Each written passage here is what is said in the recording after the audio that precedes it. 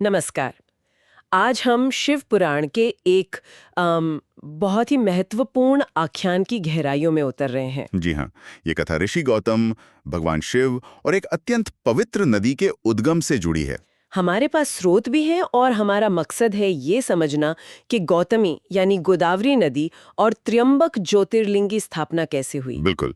कहानी शुरू होती है ऋषि गौतम और उनकी पत्नी अहिल्या की कठोर तपस्या से। हाँ, लेकिन फिर उनके जीवन में वो संकट आता है ना, जब कुछ दूसरे ऋषि ईर्ष्या के कारण हाँ, ईर्ष्यावश उन पर छल से गोहत्या का झूठा आरोप लगा देते हैं। और इसी मुश्किल वक्त में उनकी तपस्या सफल होती है और भगवान शिव दर्शन देते हैं। जी, शिव जी प्रकट होकर गौतम से कहते हैं वरदान मांगो। और गौतम वो बस ये मांगते हैं कि उन पर लगा जो पाप है वो मिट जाए। हाँ, पर यहाँ कहानी एक बहुत ही दिलचस्प मोड़ लेती है। सही बात है। शिवजी मुस्कुराते हुए कहते हैं, अरे गौतम, तुम तो हमेशा से ही निष्पाप हो। बल्कि वो कहते हैं कि तुम्हारे दर्शन से तो दुनिया पवित्र होती है। असली पापी तो वो हैं जिन्होंने तुम्हारे साथ ये छल किया है। वाह। बिल्कुल। और यहाँ ऋषि गौतम का जवाब सुनिए, वो वाकई सोचने पर मजबूर करता है। क्या कहते हैं वो? वे कहते हैं कि नहीं प्रभु, उन ऋषियों ने तो असल में मेरा उपकार किया है। उपकार? कैसे?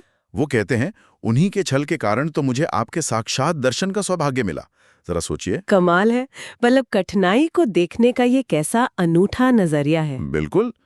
ये सिर्फ पॉजिटिविटी नहीं है, ये तो अन्याय करने वालों को ही अपनी उन्नति का कारण मान लेना है। एक तरह से कर्म और कृपा पर एक गहरी टिप्पणी। हाँ, ये तो अद्भुत है। शिवजी गौतम की इस निश्चलता से, इस ऊंचे नजरिए से बहुत प्रसन्न होते हैं। जी, और फिर से कहते हैं गौतम, मैं तुमसे बहुत प्रसन्न हूँ, कुछ और वर मांगो। और इस बार गौतम ऋषि अपने लिए कुछ नहीं मांगते हैं ना? नहीं, इस बार लोक कल्याण की भावना। वो कहते हैं कि प्रभु, अगर आप प्रसन्न हैं तो यहाँ पृथ्वी पर गंगा जी को ले आइए, ताकि सबका भला हो सके। हाँ, समस्त जीवों का कल्याण हो। और शिव जी उनकी ये इच्छा पूरी करते हैं। कैसे?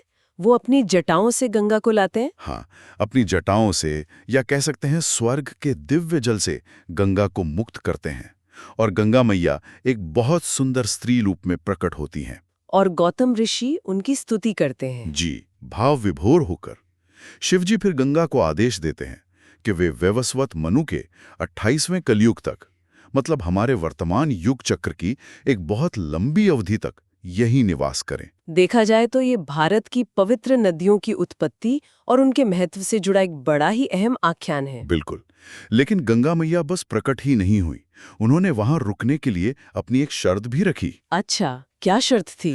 उन्होंने कहा कि मैं यहां तभी रहूंगी जब मेरा महात्म्य, मेरी महिमा यहां पर सभी नदियों और तीर्थों से बढ़कर हो। और एक और शर्त थी शायद। हाँ, और साथ ही आप स्वयं भगवान शिव भी मेरे पास ही निवास करें। और शिवजी मान गए? तुरंत। वो कहते हैं कि गंगा उनसे अलग कहाँ है और वे हमेशा वहीं रहेंगे। और उनके ऐसा कहते ही वहां सब आ गए। सब मतलब? देवता।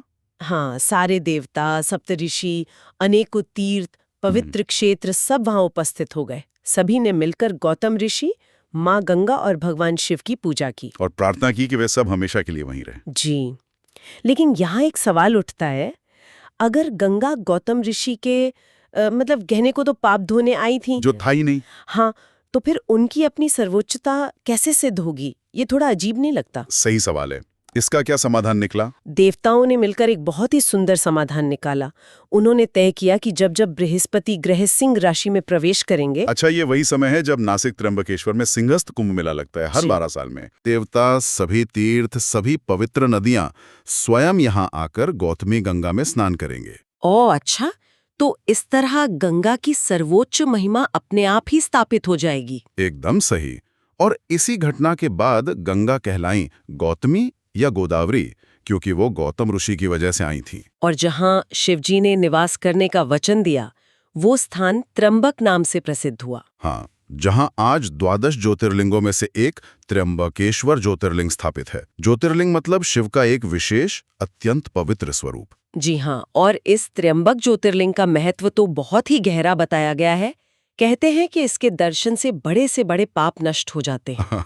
और इस लोक में इच्छाएं पूरी होती हैं और परलोक में मोक्ष मिलता है। और ये मान्यता तो बहुत ही प्रबल है कि जब बृहस्पति सिंह राशि में होते हैं, तब सारे तीर्थ, देवता, नदियां गौतमी के तट पर आ जाते हैं। हाँ, कहते हैं कि उस समय उनके मूल स्थानों पर भी वैसा फल नहीं मिलता जैसा गौतमी तट पर मिलता है। तो संक्षेप में अगर हम देखें तो कैसे एक ऋषि पर लगा झूठा आरोप, उनकी वो अद्भुत प्रतिक्रिया, भगवान शिव की कृपा, लोक कल्याण की भावना, गोदावरी नदी का पृथ्वी पर आना और त्र्यंबकेश्वर ज्योतिर्लिंग की स्थापना, ये सब घटनाएं एक दूसरे से कितनी खूबसूरती से जुड़ी हुई हैं। बिल्कुल।